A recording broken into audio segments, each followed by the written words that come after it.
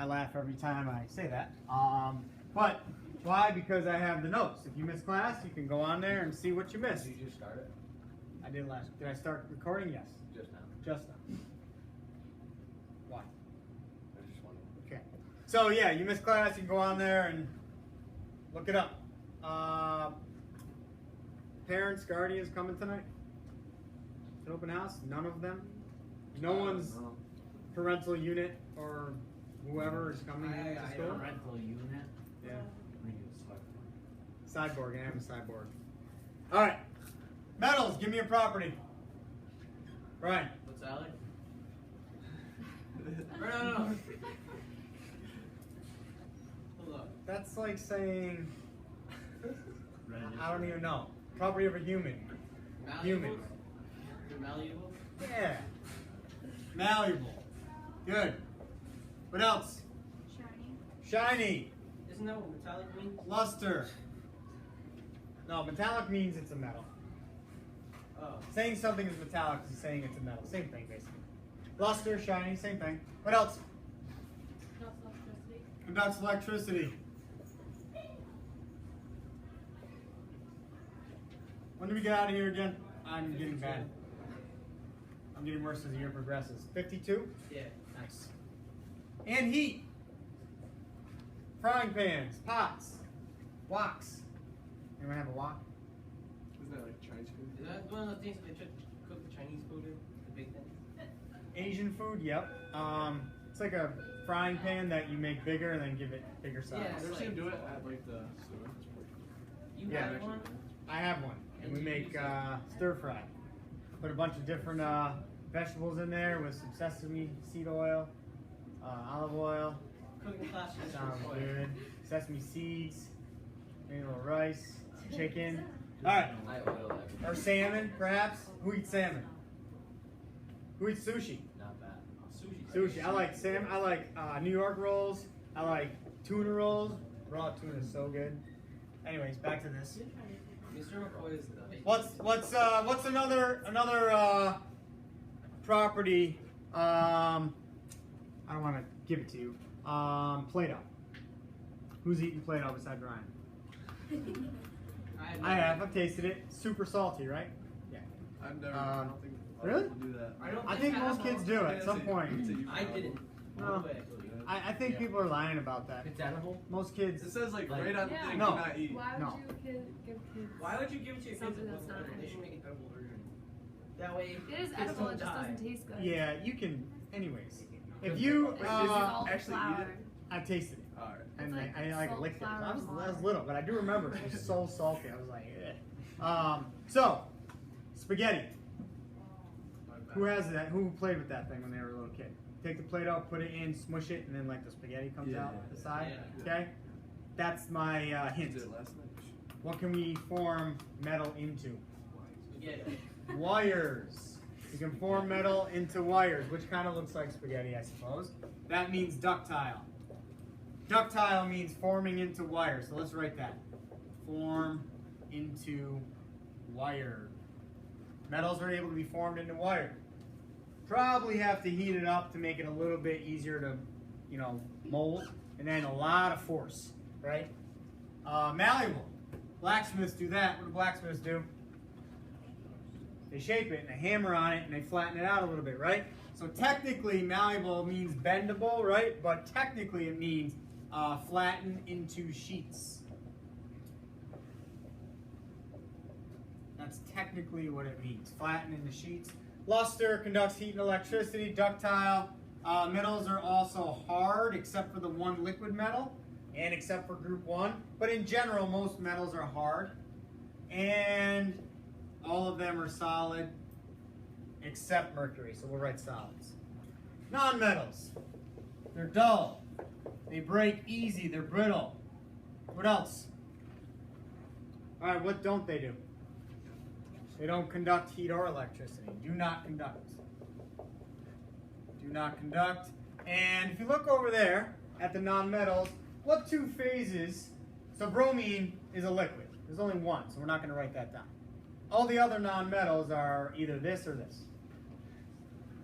If they're not liquid, they're solid or gas. Now, I'm going to throw something else at you here that's a little confusing. You'll need to know it down the road, and we'll go over it again down the road. Metals and non-metals. So here's a non-metal. Here's sulfur. Here's a metal. Here's tin. Here's some zinc. You can hear how it's, hitting the beaker kind of hard.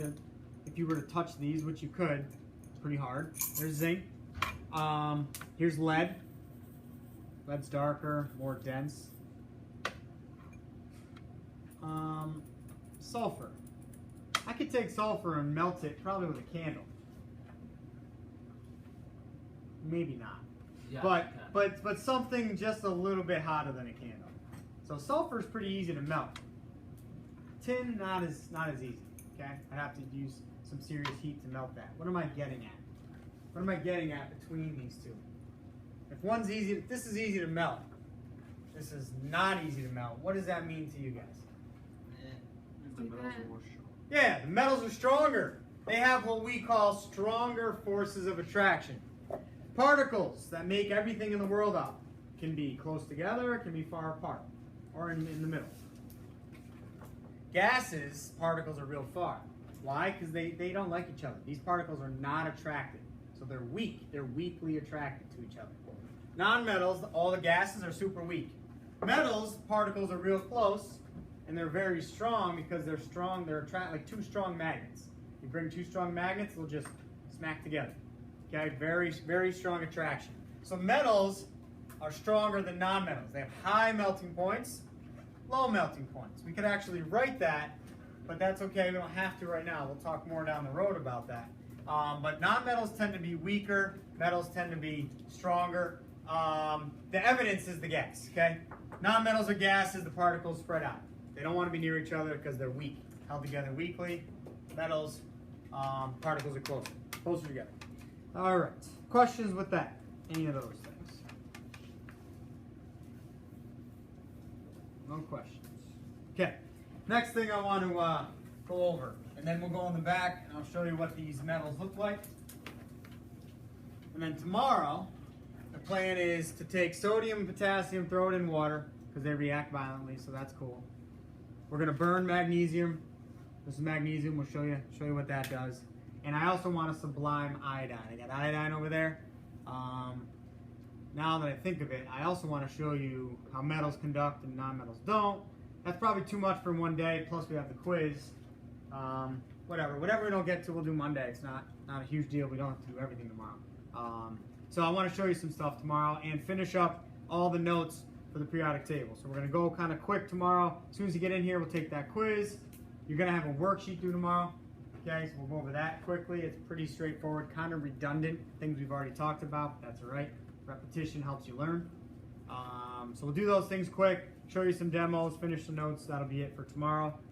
Doubt you'll have homework over the weekend, so that'll be good. All right, so one more thing here before we go in the back. It's called a nuclear symbol.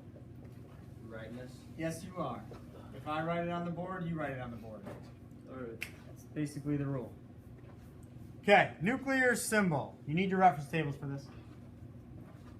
Always bring them, and always expect me to ask you to take them out.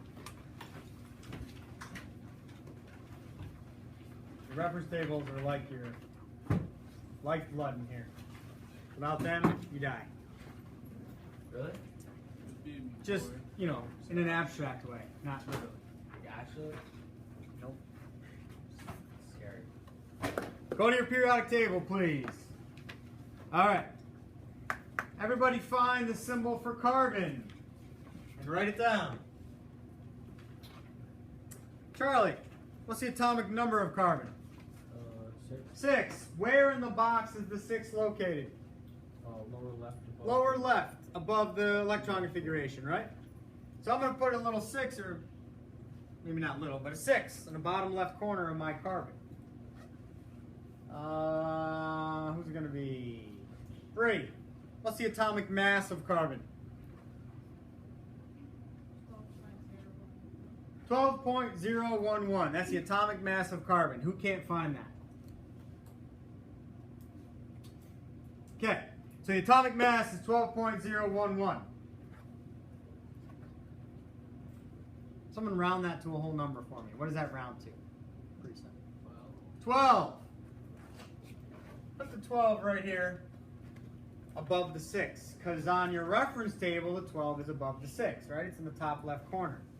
This is called a nuclear symbol. You write the symbol for the element. Bottom left, you write the atomic number.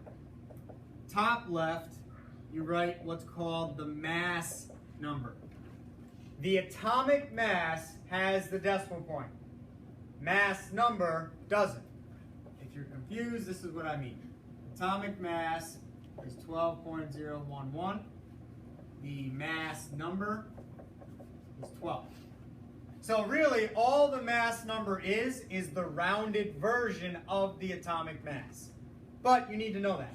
So when I say mass number, I don't want you reading all the numbers. Just round it to a whole number. That's called the mass number. This is called a nuclear symbol. Let's do another one. Let's do the nuclear symbol for chlorine, Cl. What do? You look up the atomic number, you look up the mass number.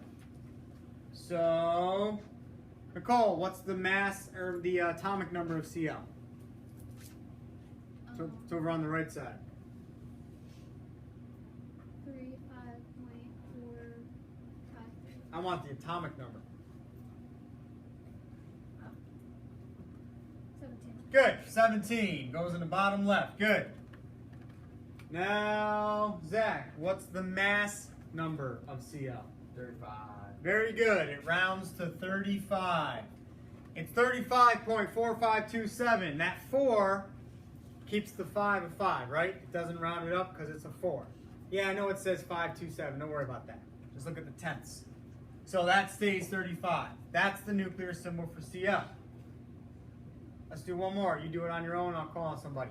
Give me the nuclear symbol for iron, Fe. Give me the nuclear symbol for iron.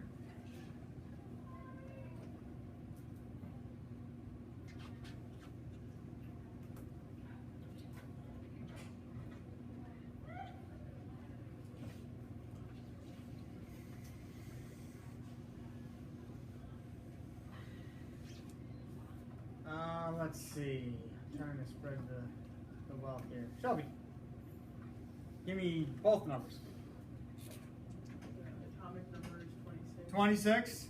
And the mass number is 56. Very good. That's nuclear symbol. Good job. Questions? All right. This worksheet is due tomorrow. We're done. You're going to come back. We're going to do it. And I'll show you these metals. All right. So worksheet due tomorrow.